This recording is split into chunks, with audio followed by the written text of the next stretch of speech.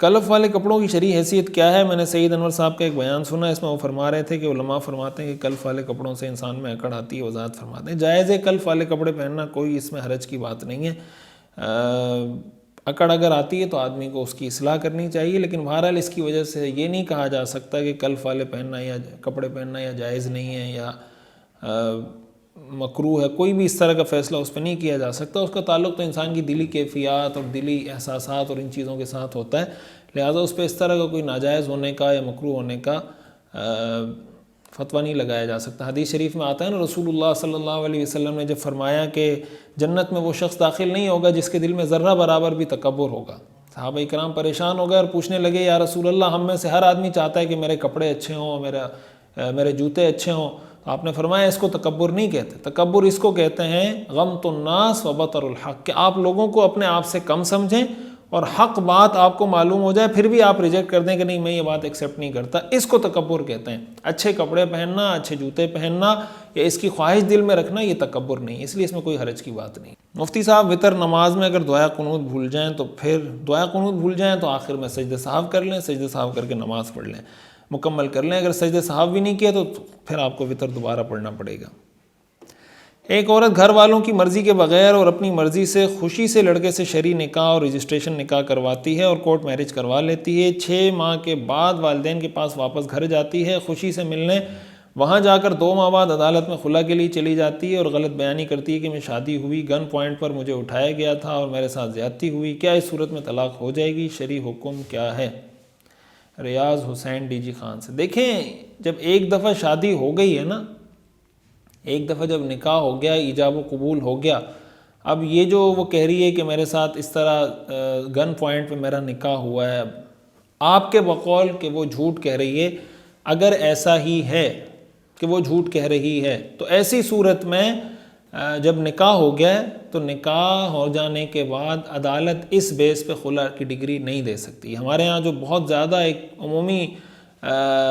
ایک عدالتوں میں یہ چل پڑا ہے نا کہ عدالت سمن جاری کرتی ہے 3، اس میں وہ پیش نہیں ہوتا اور عدالت خلا کی ڈگری دے دیتی ہے، یہ بات یاد رکھیں۔ شرعی نقطہ نظر سے یہ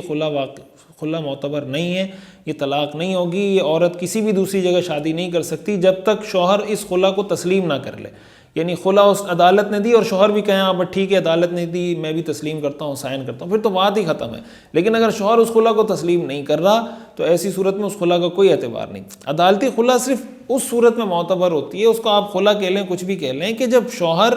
بیوی کے ضروری حقوق جو حقوق زوجیت ہیں، جو اس کا نان نفقہ ہے وہ نہیں دے رہا ہے یا اس کے ساتھ مار پیٹ کر رہا ہے، ظلم و تشدد کر رہا ہے اور طلاق بھی نہیں دے رہا، کوئی ایسی صورت نہیں بن رہی، تو بعض اس طرح کی صورتوں میں عدالت کو فسخ نکاح کا، تنسیخ نکاح کا حق حاصل ہو جاتا ہے۔ تو اگر ایسی کوئی صورت ہے اور عدالت ایسی صورت میں نکاح کو فسخ کر دیتی تو نکاح فسخ تو ہو جائے گا اور پھر وہ آپس میں جدائی ان کی ہو جائے گی، لیکن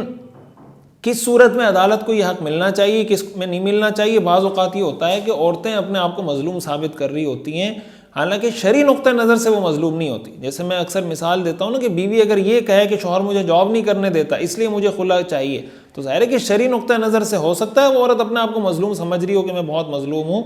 شرعی نقطہ نظر سے وہ عورت مظلوم نہیں ہے، شرعی نقطہ نظر سے تو وہ ظالم ہے، وہ عورت شوہر پہ ظلم کر رہی ہے۔ تو اس لیے اس طرح کا جو بھی کیس ہو نا اس کی ڈیٹیل لکھ کر کسی دارالافتاء میں بھجوا کر یہ پوچھنا چاہیے کہ ایسی صورت میں کیا کرنا چاہیے۔ بہرحال یہ جو آپ نے سچویشن لکھی ہے اس میں اگر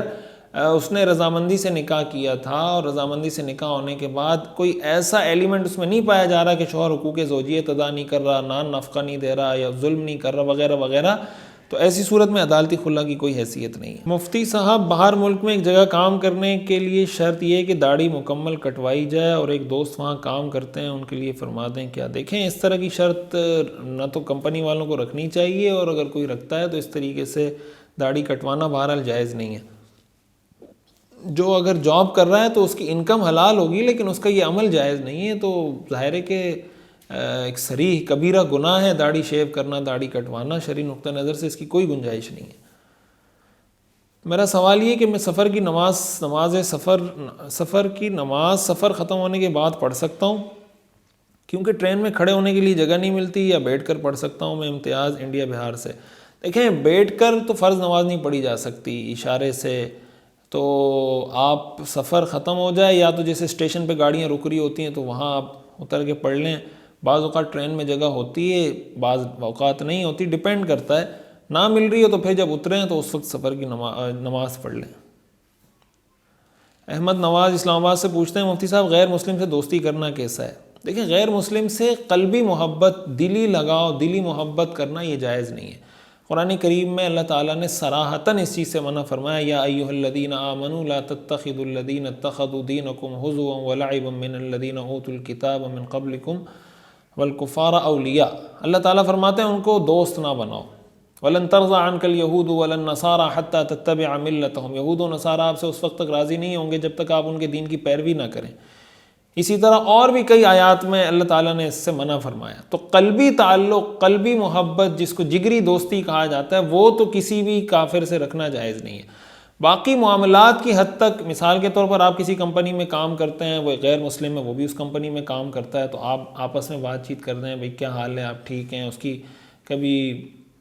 کوئی اس کو خوشی ملی تو اس کو مبارکباد دے دی، کبھی کوئی غم ہو گیا تو اس سے کچھ تعزیت کر لی کہ بھئی پریشان نہ ہو، فلاں فلاں، جو بھی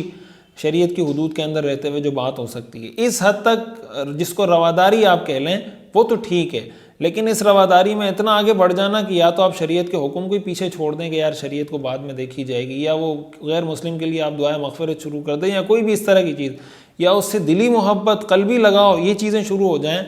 یہ شرعی نقطہ نظر سے بالکل جائز نہیں ہے، حرام ہے.